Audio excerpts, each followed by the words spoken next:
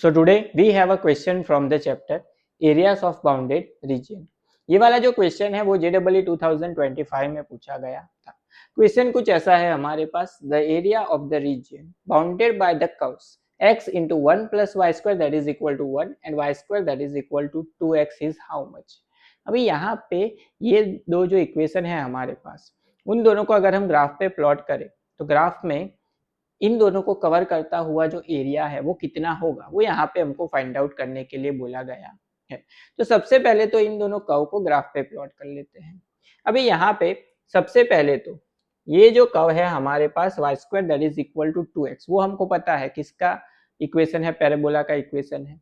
तो इसको हम ग्राफ पे प्लॉट करें तो ये हो जाएगी हमारे x एक्सिस, ये हो जाएगी हमारी y एक्सिस, ये हो जाएगा उसका ओरिजिन 0। ये जो कर्व है y square that is equal to 2x, वो हमको पता है कुछ इस तरह से ग्राफ में मिलता है। ये कर्व है y square that is equal to 2x का। अभी हमारे पास जो सेकंड कर्व है उसको सिंप्लीफाई करना पड़ेगा।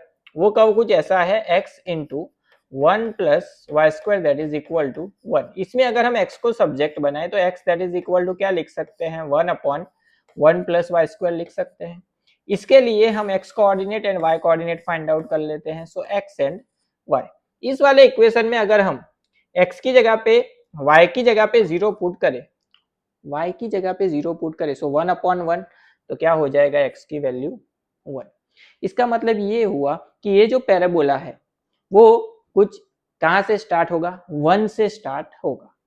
अभी उसी तरह से यहाँ पे y की जगह पे अगर हम 1 लेते हैं, सो y की जगह पे 1 लिया तो 1 का स्क्वायर होगा 1, सो 1 प्लस 1 हो जाएगा 2, तब x की वैल्यू क्या मिलेगी, 1/2 मिलेगी।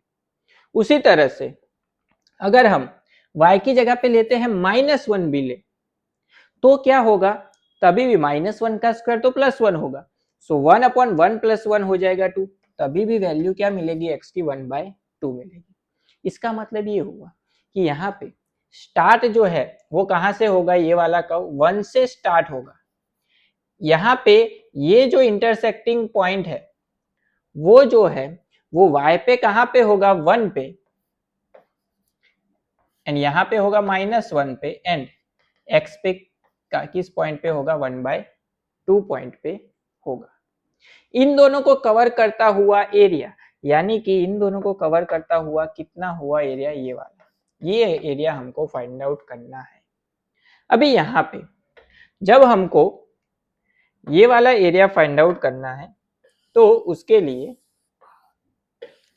हम किसका इंटीग्रेशन करेंगे एंड किसको किसमें से माइनस करेंगे, वो खास पता होना चाहिए। अभी यहाँ पे ये जो कर्व है हमारा वो है x that is equal to 1 upon 1 plus y square का। अगर हमको पता है यहाँ पे अगर हमको ये वाला कर्व फाइंड आउट करना है तो लिमिट जो है वो किस पे लेनी पड़ेगी, हमको x पे लेनी पड़ेगी, क्योंकि y पे लिमिट लेनी पड़ेगी। अगर हम x पे लिमिट लेते हैं तो क्या होगा, अगर हम x पे लिमिट ले 0 to 1 तो हमको ये वाला पूरा पोर्शन मिलेगा, सिर्फ इतना मिलेगा। यहाँ पे 0 to 1 लिमिट ले तो ये वाला पोर्शन हमको मिलता है, लेकिन हमको तो फिर माइनस करने की जरूरत पड़ेगी, तब माइनस कैसे करेंगे इस वाली लाइन को। तो यहाँ पे हम लिमिट कहां से कहां तक लेते हैं, तो लिमिट हम लेंगे 1 से -1 y पे। अगर हम 1 से -1 लिमिट ले y पे तो इसका मतलब सबसे पहले अगर हम इसका इंटीग्रेशन करेंगे इस वाले इक्वेशन का 1 अपॉन 1 प्लस वाई स्क्वायर का, तो हमको ये वाला पोर्शन मिलेगा पूरा। उसमें से अगर हम माइनस कर दे विद द लिमिट 1 to -1, ये वाले कर्व को क्या कर दे, इस वाले पोर्शन में से माइनस कर दे, तो इतना पोर्शन माइनस हो जाएगा, तो ये बीच वाला पोर्शन हमको मिल जाएगा। तो यहाँ पे area a that is equal to integration -1 to 1, यहाँ पे लिमिट हमने x पे ली है, अरे y पे ली है, तो इक्वेशन में सब्जेक्ट किसको बनाएंगे, x को बनाएंगे। तो इस वाले इक्वेशन में x सब्जेक्ट में ही है, 1 upon 1 plus y square d y minus integration -1 to 1। इस वाले इक्वेशन में अगर हम x को सब्जेक्ट बनाए तो x that is equal to क्या लिख सकते हैं, y² by 2। तो यहाँ पे आ जाएगा y square by 2 dy। Integration कर लेते हैं। हमको पता है 1/1 प्लस वाई स्क्वायर, उसका इंटीग्रेशन क्या होता है tan inverse y upon x। यहाँ पे y की जगह पे तो y आएगा, x की जगह पे 1 है तो 1 लिखो ना लिखो कोई फर्क नहीं पड़ेगा। सो tan इनवर्स y। लिमिट क्या आ जाएगी -1 से लेके 1 तक, माइनस इसका इंटीग्रेशन y स्क्वायर का होगा y cube divide by 2 into 3 हो जाएगा 6 with the limit -1 to 1। Limit apply कर देते हैं, upper limit minus lower limit. तो सबसे पहले tan इनवर्स y की जगह पे क्या पुट करेंगे 1 minus lower limit tan inverse y की जगह पे आ जाएगा -1।